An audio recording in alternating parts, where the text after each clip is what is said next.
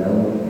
Allah berikan ilmu kita, ilmu yang bermanfaat dan dunia dan akhirat, serta kedekatan orang-orang yang sudah bersubstansi tenaga, pikiran, harta untuk kemakmuran masjid yang Nurul dan kita ini diberikan kesehatan oleh Allah Subhanahu wa taala, panjang umur dalam taat, serta diberikan anak keturunannya soleh-solehah. Amin ya rabbal alamin. Hadirin ala kulli solehah ala ma nawaina wa ala ma nawsala usul wa subhanallahi wa bihamdihi wa mu'adilina wa asatidatina wa murabbil arwahina wa asarina wa summa ila hadrati sahibul kitab Syekh Ismail Ibrahim An-Nabhani wa jami'i masyayikhina al-mahdurin al-masyayikh bir-rahmah wal maghfirah wa ya'idhu 'alaina barakatuhu wa sallallahu wa alihi wa sahbihi fi dunya wal akhirah. Al-Fatihah.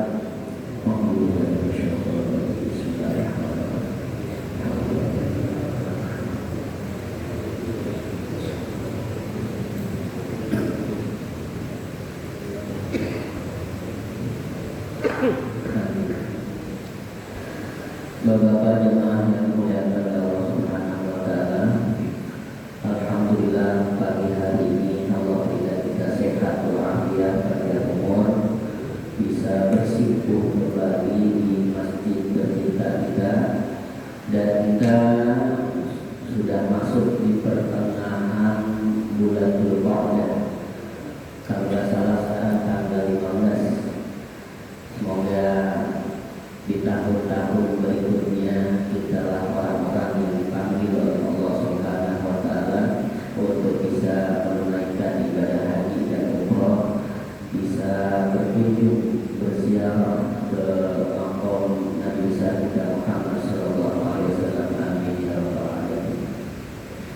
Sebelum saya mulai, ingin sedikit menyampaikan bahwa Rasulullah sallallahu alaihi wasallam menjanjikan kita, orang-orang yang beragama Islam, orang-orang yang beriman, yang tidak memiliki kemampuan untuk berangkat haji, untuk berangkat umrah, tapi tidak menutup peluang untuk kemudian kita nanti dapat pahala haji dan pahala umrah. Setidaknya kata Rasulullah yang saya rangkum, ada 5 amalan yang pahalanya mengimbangi pahala haji yang sempurna. Ya, jadi seolah-olah ini kita telah melaksanakan ibadah haji umrah dengan sempurna mungkin. Amalannya ringan, tapi terkadang kita banyak yang lupa. Apa yang pertama? Yang pertama adalah bapak-bapak yang tadi dari rumah berangkat ke masjid ini dalam keadaan sudah berwudu, ya, sudah berwudu, sudah bersuci, sudah melakukan thaharahnya dengan baik, dia berangkat ke masjid, maka kata Rasulullah baginya pahala haji. Man kharaja min baitihi mutatahhiran kana lahu ka ajri hajjin tamman hajjuhu. Siapa orang yang dia berangkat dari rumahnya sudah dalam keadaan bersuci menuju masjidnya, maka baginya pahala haji dan hajinya sempurna. Jadi sebenarnya toilet-toilet yang kita siapkan di masjid itu hanya buat singgahan kita saat dalam keadaan darurat atau dalam keadaan kita batal. Kita duduk di sini, gitu ya.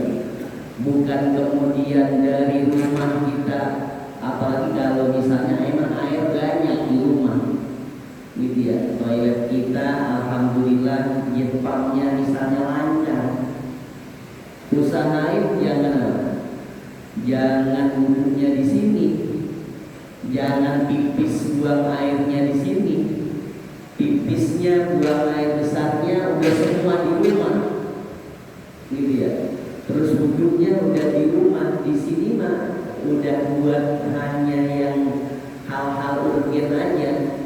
Kalau tadi batal di tengah-tengah sholat kita, atau pas lagi jalan tadi ada yang salaman sama kita, terus kemudian bersentuhan, akhirnya membatalkan, bolehlah kita wudhu di sini.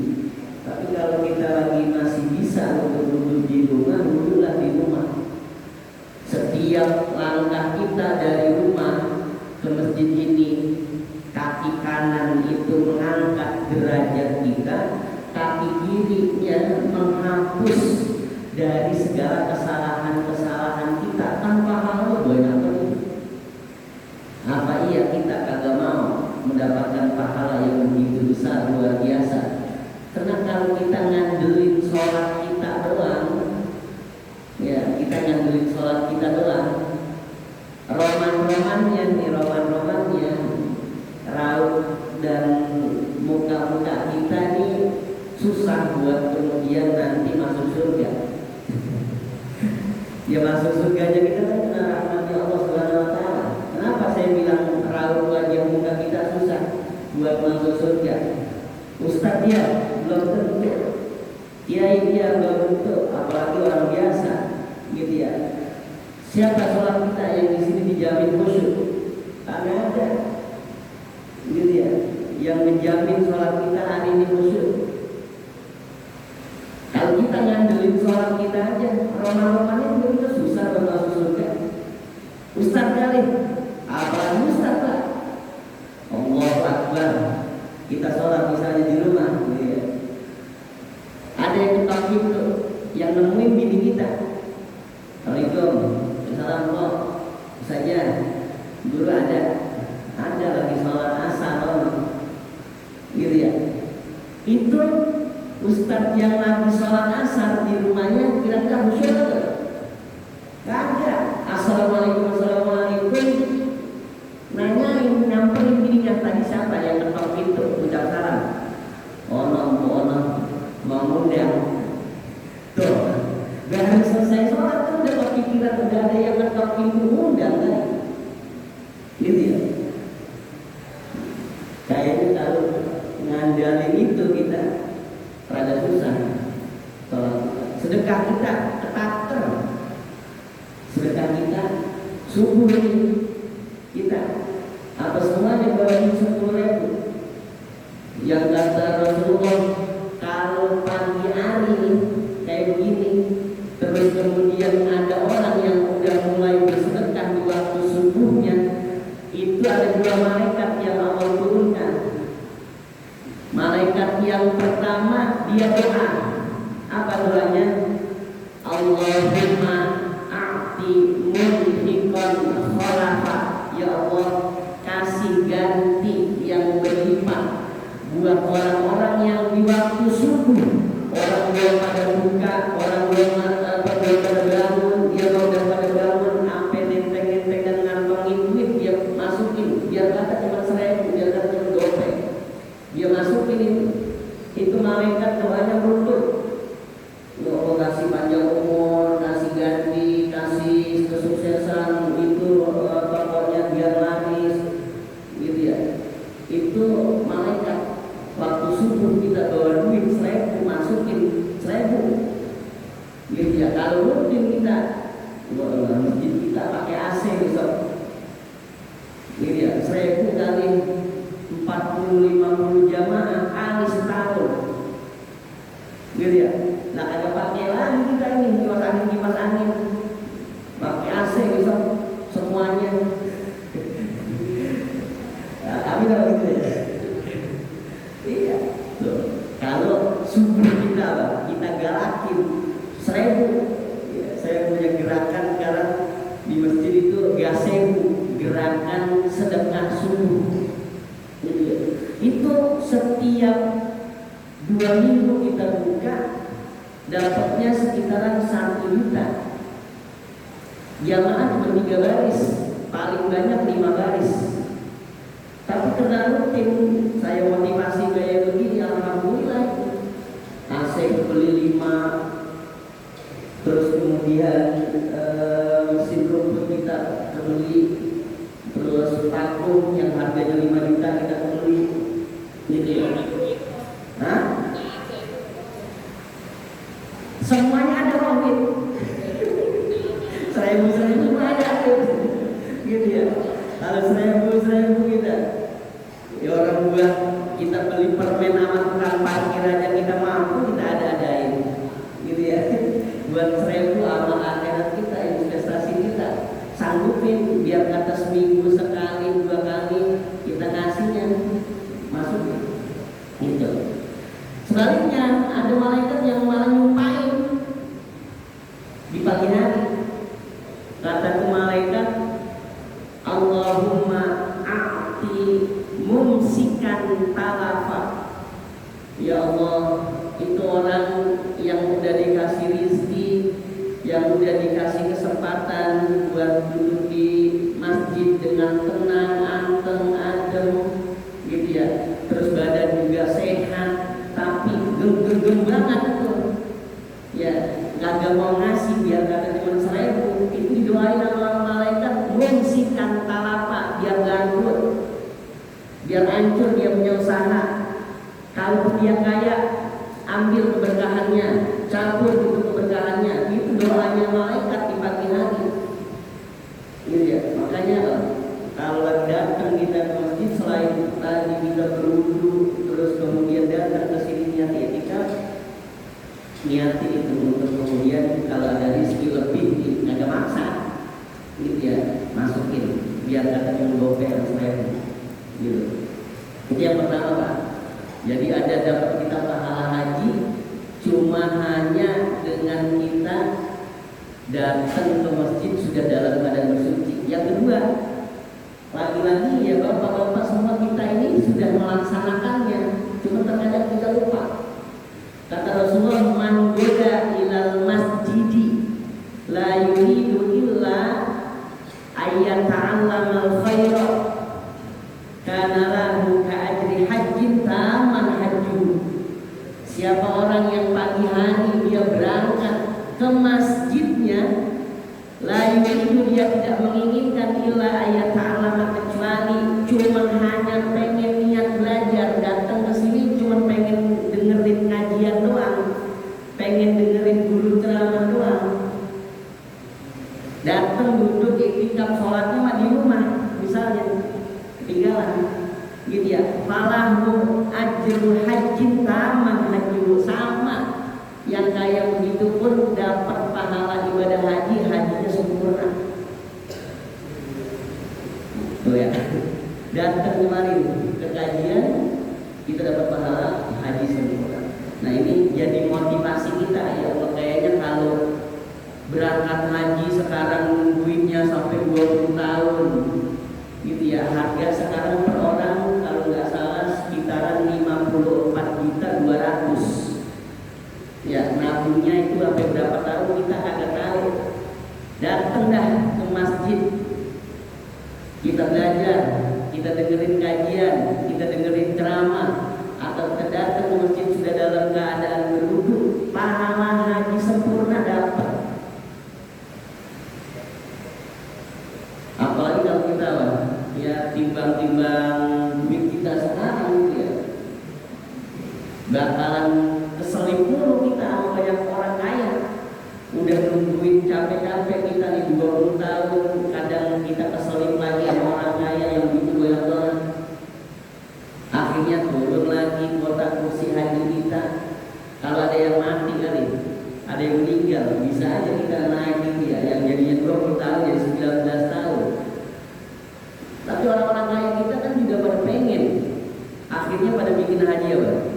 Haji furoda sama haji apa namanya, haji yang plus itu ya, haji plus sama haji furoda. Haji furoda sekarang saya lihat harganya itu untuk satu orang di angka 350 sampai 400 juta satu orang.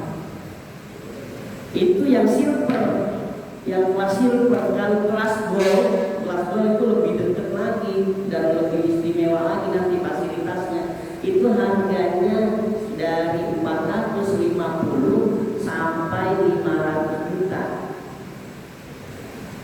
Apalagi yang super premium satu orang itu 700 juta. Lu cuma nungguin 2 hari 3 hari berangkat, lah kita 20 tahun. Kalau berangkat kadang malah digeser sama orang, gitu ya. Nah, mungkin kalau timbang-timbang kayak begitu, kayaknya kita lama nih datang ke majelis taklim, ke majelis ilmu yang diadainya di masjid. Pahala haji kita sempurna. Kalau kita mati itu kita udah dapat pahala haji meskipun belum berangkat haji. Tapi jangan gara-gara begini terus kemudian wah besok nggak usah pakai niat haji kali, datang aja ke masjid. Enggak menggugurkan kewajiban, enggak.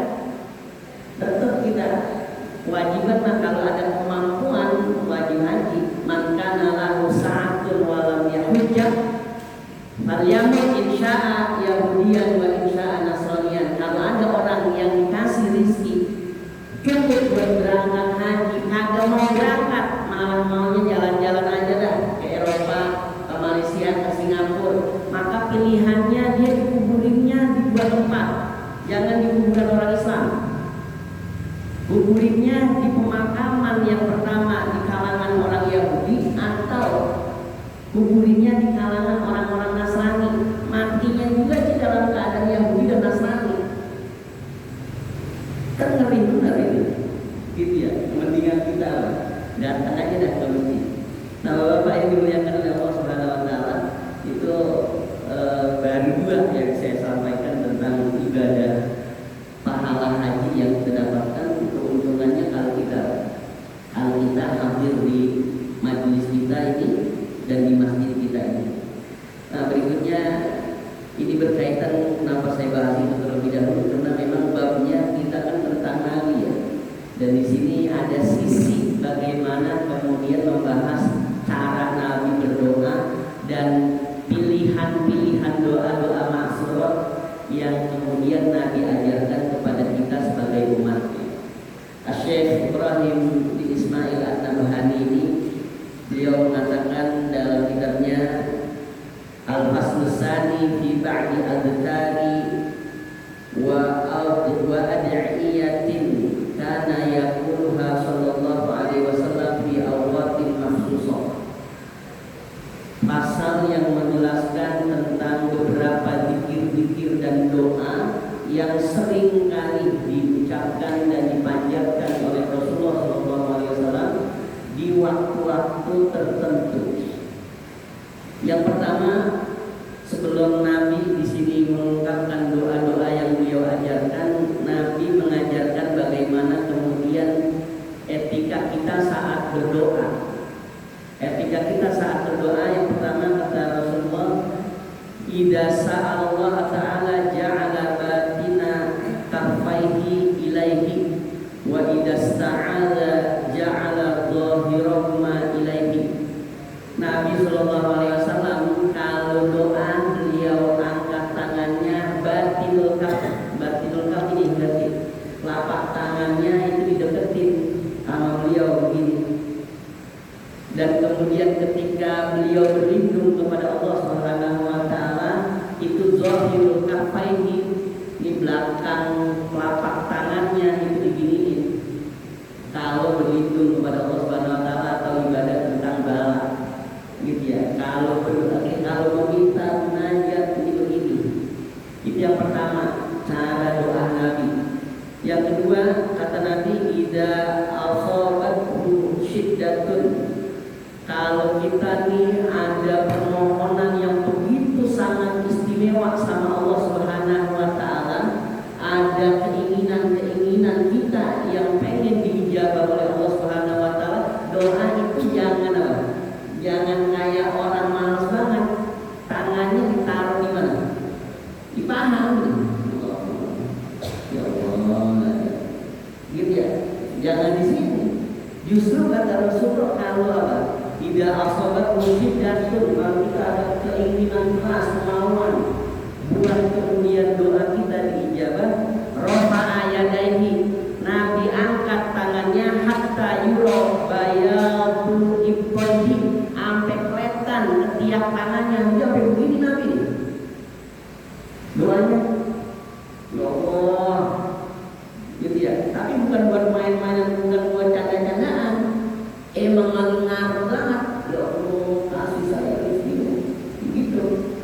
gitu ya. Diangkat. Nah, boleh gini, boleh. Termasuk kalau kita buka surah Al-Anfal, itu Nabi saat perang Badar, ini kan pakai sorban begini, gitu ya. Saking kemudian semangat doanya Nabi dan harapannya Nabi begitu besar melawan pasukan yang kagak imbang 1000 lawan 313. Kira-kira ini menang apa kagak? Menang apa kagak? Kalau kalah itu saat itu, hari ini nih kita nggak menikmati rasanya sujud di masjid kita. Karena Nabi katakan, kalau kami nggak diberikan kemenangan, falam tu'bad abada. Engkau wahai Allah tidak bakalan ada yang nyembah lagi di permukaan bumi ini.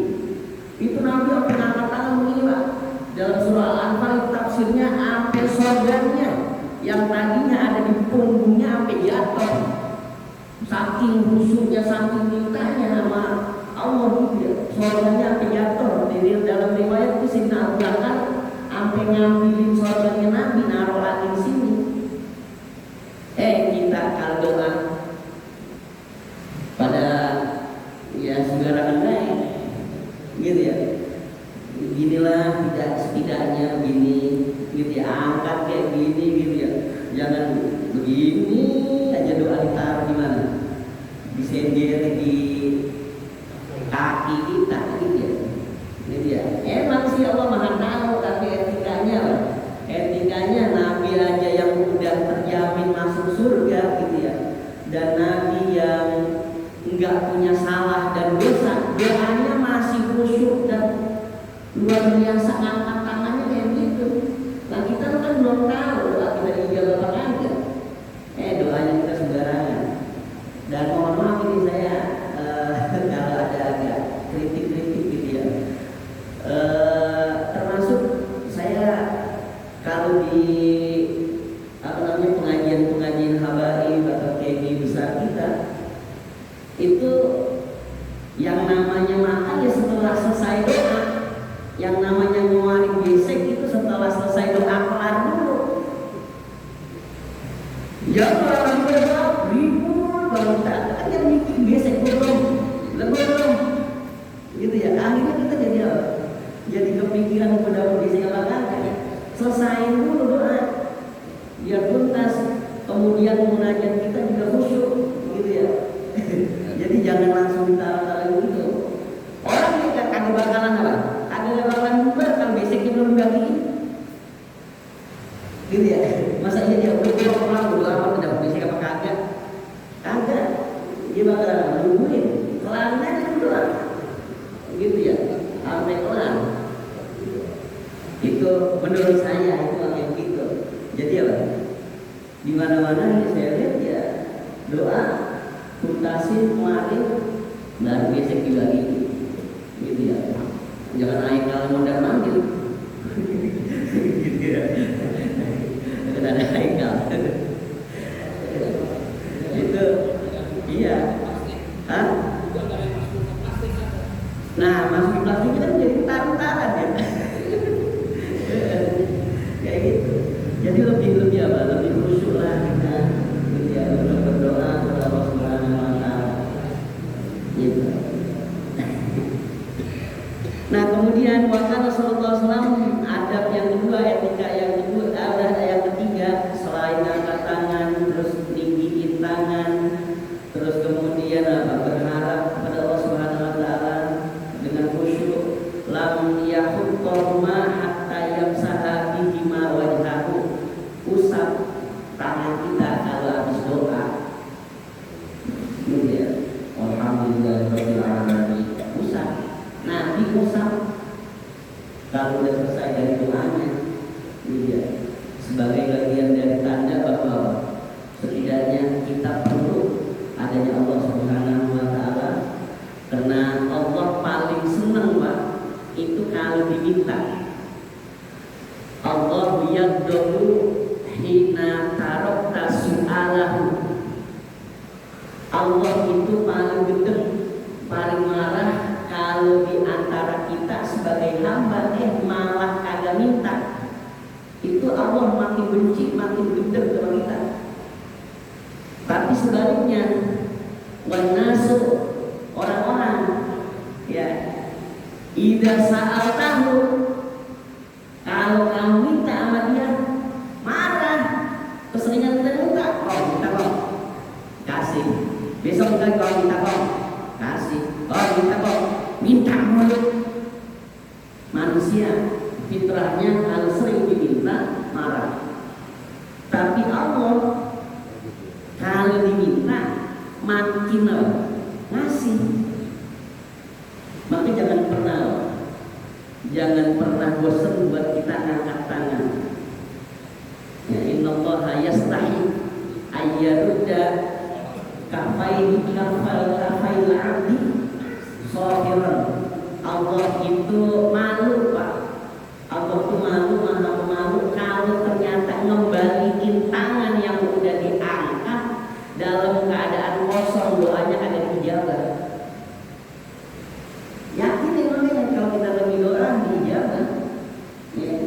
Innallaha la yukhliful mi'ad. Allah malu dalam hadis itu kalau kita udah ngangkat tangan, terus tangan kita lepas atau tangan udah kita mulai usap, kita kagak dapat itu dari hasil doa kita, pasti dijawab. Cuma ijabah itu kan macam-macam. Kalau kata Al-Imam Athaillah As-Sakandari, ijabah itu ada 3. Ada ijabah yang fawran, secara langsung, ya Allah saya minta mobil Pajero platnya plat B, ya misalnya warnanya warna hitam, dikasih sesuai plot, itu berarti doanya mustajabah, fawran. Ada yang kemudian yang muajarah, kita doanya ini dari 20 tahun yang lalu, 30 tahun yang lalu, baru diijabahnya sekarang. Kita ingat-ingat, ya Allah kayaknya ini doa yang 30 tahun yang lalu. Saya minta buat supaya rumah biar cakep, biar sojoran enak, lega, anak-anak juga tempat tidur yang nyaman. Ternyata baru diijabah 30 tahun yang akan datang. Itu juga bagian dari doa mustajabah yang Allah tunda. Enggak ada yang gak diijabah, gitu ya. Kalau kita baca surah Al-Kahfi itu kan ada satu ayat yang bunyinya begini, wa kana abuhuma sholihah, dan adalah kedua orang tuanya itu orang soleh. Yang dapat keberkahan kesolehan dari bapaknya itu dalam tafsir itu keturunan ke-7 atau keturunan ke-10 baru menikmati kesolehan uyut-uyutnya itu. Uyutnya yang dulu pada berdoa, ya Allah biar jadi saya keturunannya keturunan orang-orang soleh. Enggak saat itu dijawab, enggak generasi keduanya, enggak generasi ketiganya, generasi ke-10 baru Allah dijawab itu ternyata ada anak solehnya tuh. Yatimaini wa kana abuhuma sholihah, baru Allah dijawab. Kan Nabi Allah Musa alaihissalam itu kaget ngelihat Nabi Allah Khidir udah bertamu ke satu kampung kagak dilayanin, dihina-hina sama orang, kagak dijamu. Pas ngelihat tembok-tembok pada ngorogoh, ya tembok-tembok ngorogoh itu aman Nabi Allah Khidir, temboknya makin dirapiin, makin dibenerin. Kata Nabi Allah Musa, ngapain makin dibenerin? Orang kita aja kagak dimuliakan di sini, di kampung ini kita nih dihina-hina. Udah jadi nggak tembok pada rubuh, gitu ya. Galengan-galengannya udah dia pada masuk itu air ke kampung halamannya. Apa kata Allah Subhanahu wa taala? Wa kana abuhuma sholihah. Itu tahta kanzahuma, di bawah itu tembok ada harta yang dulu ditinggalkan sama bapak-bapaknya, sama engkong-engkongnya, sama uyut-uyutnya yang disimpan buat keturunannya yang akan datang soleh. Ya gitu. Itu artinya baru dijawab setelah 10 generasi. Kalau satu generasinya aja 10 tahun, 20 tahun, kali 10, gitu ya, kan ratusan tahun baru dijawab. Nah kita kalau hari ini baru berdoa 20 tahun, 30 gimana mau ijabah? Gitu ya, terus aja doa. Gitu, ini untuk meyakinin saya dan meyakinin kita bapak-bapak supaya kasih kecewa sama yang kita minta, bahwa yang kita minta nggak pernah sia-sia. Akankah dinikmati sama kita sendiri ataukah generasi-generasi kita setelahnya? Gitu ya. Yang ketiga kata Imam Athaillah As-Sakandari, doa itu mubaddalah. Enggak langsung memang diijabahnya, enggak ditunda, enggak, tapi diganti. Ya Allah, saya pengen Pajero warna hitam, tempatnya 4B misalnya, dikasihnya Xenia gitu ya, tapi tetap mobil, sama-sama mobil. Itu kan doa yang Allah ganti. Kenapa? Mungkin kalau kita dikasihnya Pajero, kita kagak kuat buat ngongkosin Pajero, kan ongkosnya Dexuit ya dia ya, bukan pakai pertalite, bukan pakai pertamax. Dexuit itu udah 24.000 liternya. Nah kalau kita hari ini berangkat dari Bekasi ke Boyolali buat survei sapi misalnya, itu pulang pergi 1,5 juta buat bensin doang. Nah dikasihnya kita jadinya Xenia ya, biar supaya irit yang cuma hanya 12.000, 14.000 gitu ya, kan lumayan. Itu karena Allah Maha tahu dengan kondisi kita nih. Kalau dikasih kayaknya sekarang nih rada enakan, besok agak mesti kayaknya. Kalau sekarang kayaknya dikasih apa? Dikasihnya rada mewahan gitu ya, kayaknya besok kagak ke masjid gitu ya. Ya. Karena kita lagi dalam keadaan susah aja ini, akhirnya kita banyak ke masjid. Banyak kan orang yang ujiannya itu jadi kaya ujian ya miskin ujian. Selanjutnya Pak, sekarang masuk ke doanya Rasulullah SAW. Maka Rasulullah SAW tidak da'a li rajulin asabat dakwah wa waladahu wa walada waladihi. Rasulullah kalau doanya tuh bukan buat dirinya doang, doain keturunannya, keturunan-keturunannya. Gitu ya. Nabi Allah Ibrahim itu kan doanya kita baca, yang Rabbi habli minas sholihin, Rabbi ja'alni muqimas shalah wa min dzurriyyati. Itu kan enggak kepada Nabi Ibrahim doang itu, enggak terus kemudian turun ke Nabi Ismail doang kan, sampai terus itu wa min dzurriyyati ke Nabi Allah Yaqub, Nabi Allah Yusuf. Gitu ya, sampai kemudian beliau dapat gelar Abul Anbiya. Itu gara-gara doanya kurang lebih 80 tahun. Doanya Rabbi habli minas sholihin, Rabbi ja'alni muqimas shalah wa min dzurriyyati 80 tahun. Kita baru doanya sekarang yang umurnya 50 dan 50 tahun, yang umurnya 60 tahun, yang baru 30 tahun kita berdoa, udah ngeluh, ya Allah anakku gadung banget, anakku gandel banget. Gitu ya, udah kecewa duluan kita. Ya. Terus gitu ya. Ada seorang imam besar itu, ya saya lupa namanya, yang anaknya belajar banget di dalam kitab Hilyatul Auliya. Itu babanya sampai ya istilahnya hampir putus asa gitu.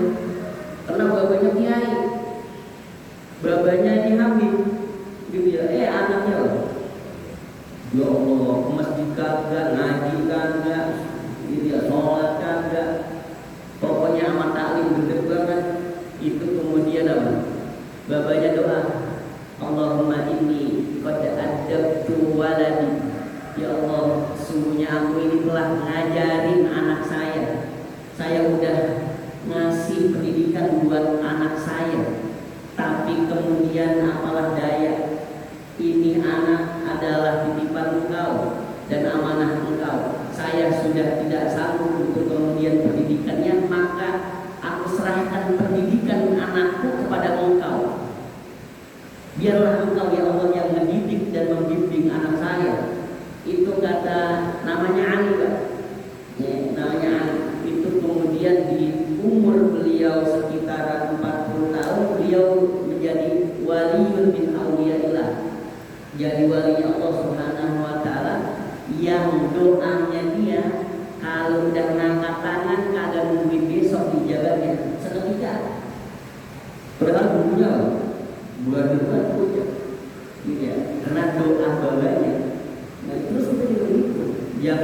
dikit-dikit nyumpain anak, dikit-dikit nyumpain anak. Biar kata zaman kita udah berubah, anak kita udah mulai bergeser nih cara etikanya sama kita. Jangan disalahin dulu bocah kita, bocah sekarang nggak kagak ada akhlaknya banget. Lihat jadi nggak berakhlak ya, gitu ya. Anak sekarang sombong banget, dia jadi sombong ya. Kenapa? Ucapan kita doa. Selagi kita terus mengucap-ucapin yang itu jadi sombong kan? Ya Allah, anak saya kayak begini ya, biar jadi orang soleh. Ya Allah, anak saya kok adabnya kurang banget ini ya. Dia cakep ya Allah adabnya. Gitu. Jangan dikit-dikit sampai merah tuh. Anak udah dididik di sekolahnya mahal-mahal, kagak tahu sopan santunnya. Kali gitu ya. Ya doain. Ya Allah, tolong berdoain biar soleh. Ya, nanti kalau mau udah gak ada baru udah gak ada lu yang doain. Biar hari ini batu, biar hari ini nakal, biar hari ini gak ada, tetap gue doain lu jadi orang soleh gitu. Ini dia. Allah alam. Sampai berat. Kemudian wakana sallallahu alaihi wasallam aksar doa ini, doa yang paling banyak yang Rasulullah sebutkan panjatkan adalah doa ya muqallibal qulub tsabbit qalbi ala dinik. Ya Allah, Maha Zat yang Maha membolak-balikan hati, tsabbit qalbi ala dinik, kokohkan hatiku dalam berpegang teguh kepada agama. Hakilalah bidzalika. Ini Rasulullah adalah manusia yang imannya sempurna, kagak pernah ada yang ngeraguin. Bahkan ada waman dunahu, kata Rasulullah, tahta liwa yaumil qiyamah. Semuanya ada di bawah bendera nanti di hari kiamat. Nabi, pimpinan, dan kemudian orang yang paling soleh, gitu ya. Itu doanya masih minta dikuatkan iman. Makanya sahabat nanya, ya Rasulullah, innahu laysa adamiyun illa wa qalbuhu baina usbu'aini min asabi'illah. Emang masih perlu buat doa kita dikokohkan iman. Engkau itu iman udah dahsyat betul, kagak ada yang imbangin iman engkau. Apa kata Rasulullah SAW? Nih, hati kita itu baina usbu'ai rahman, di antara kedua jari-jarinya Allah Subhanahu wa taala, tapi jangan diartiin Allah punya jari-jari. Kalau dia mengartikan dan membayangkan Allah seperti kita ini, maka kita keluar dari agama Islam. Kita masuk kategorinya mujassimah nanti. Ini dia yang menyamakan Allah dengan makhluk. Maksudnya di sini, kalau bukan kena rahmatnya Allah, pertolongannya Allah Subhanahu wa taala, itu paman sya'a aqoma. Kalau Allah berkehendak itu, maka dia bakal istiqomah, mati dalam keadaan husnul khotimah, dalam keadaan beriman. Wa man syaa azago, dan kalau Allah berkehendak, maka dia akan goyah itu imannya. Itu ya, maka kita sering baca doa juga, Rabbana la tuzigh qulubana ba'da idh hadaitana wa hab lana min ladunka rahmah innaka antal wahhab. Karena emang perlu di zaman sekarang ini kita bentengi diri kita dengan iman. Kalau kita udah gak bentengi dengan iman, fitnah akhir zaman udah makin dahsyat, dan kemudian pengikisan iman juga udah makin dahsyat, dan kita nggak ada yang jamin besok mati dalam keadaan husnul khotimah ataukah mati dalam keadaan su'ul khotimah. Begitu juga nggak ada yang jamin apakah anak kita nanti akan mendoakan kita ataukah tidak mendoakan kita. Tergantung kita saat ini mau memilih dan bertahan pada iman kita atau kita abai dengan iman kita. Semoga dengan taklim kita pada pagi hari ini Allah perkokohkan iman kita dan Allah wafatkan kita semua dalam keadaan husnul khotimah di bawah panji-panjinya Rasulullah SAW. Ala hadiyya al-Fatihah.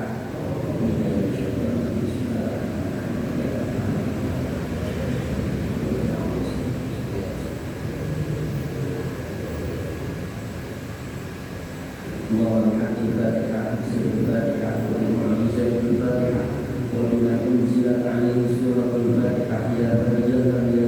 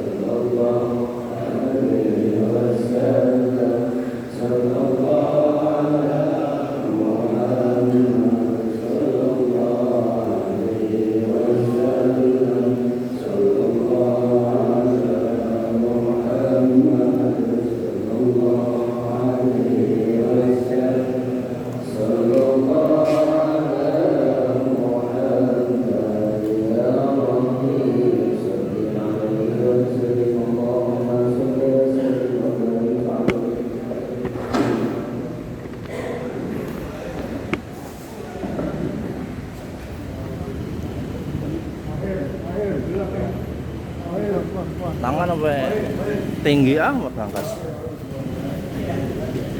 Nggak ada sari-sarinya Bang Olin.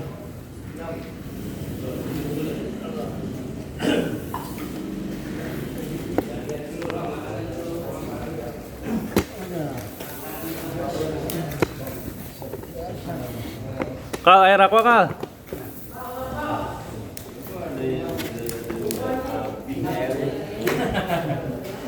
Mana? Muan. Abing apa habis sih? Abing apa habis sih? Bahasa abing. Ada abing habis. Abing. Ngop. Abing habis. Datang. Saya kena abing. Bentar gaul. Kong udah Kong, airnya Kong. Ya. Teh. Ya udah abing. Abing. Eklok. Abing. Abing. Siapa lagi? Masih.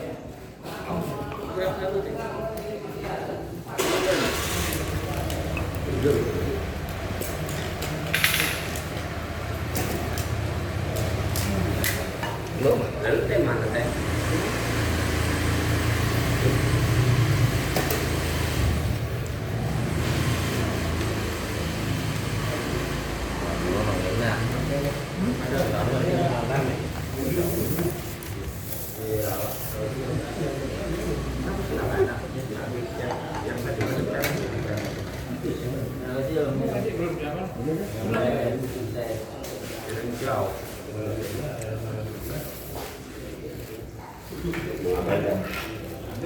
Oh, balik.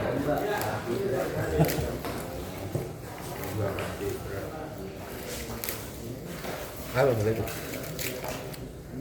Ayo boleh tuh. Hah?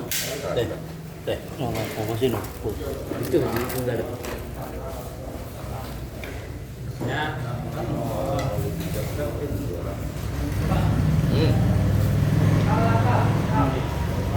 Kali itu tuh.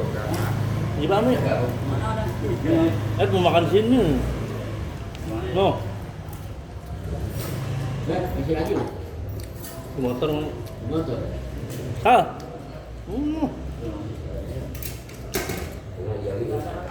Udah mau makan sini dulu. Ayo. Ada di sini. Ya, jangan dulu. Oke. Jangan dulu. Oh, udah. Enggak.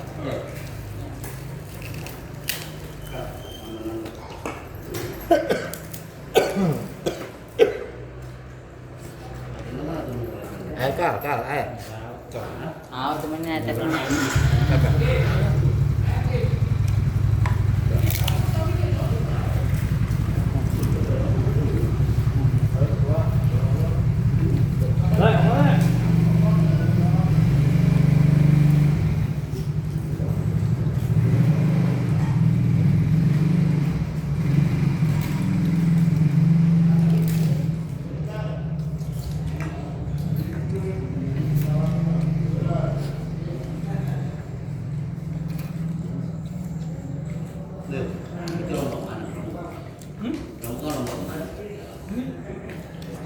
Apa?